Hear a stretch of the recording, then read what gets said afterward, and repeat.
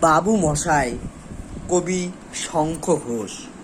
সেই ছিল একদিন আমাদের যৌবনে কলকাতা, বেঁচে ছিলাম বলে সবার কিনেছিলাম মাথা। আর তাছাড়া ভাই আমরা সবাই জেনেছিলাম হবে নতুন সমাজ।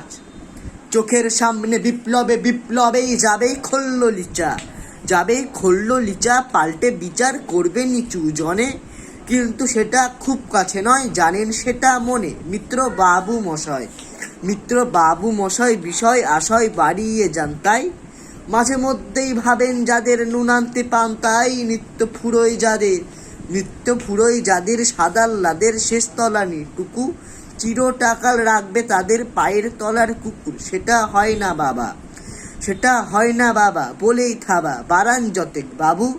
কার ভাগে কি ক্ষম পড়ে যায় ভাবতে থাকুন ভাবু। অমনি দু চোখ বেয়ে অলোক বেয়ে ঝরে জলের ধারা।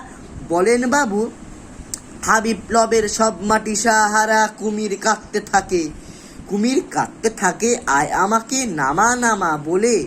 কিন্তু বাপু আর যাব না চড়াতে জঙ্গলে। আমরা ঢের বুঝেছি খেদি পেঁচি নামের এসব আদর।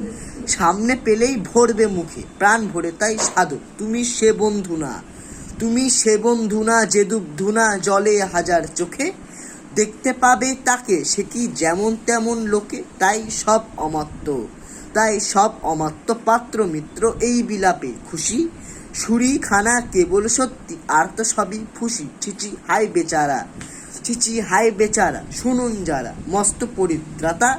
এ কলকাতার মধ্যে আছে আরেকটা কলকাতা। হেঁটে দেখতে শিখুন ঝরছে কিখুন দিনের রাতের মাথায়। আরেকটা কলকাতায়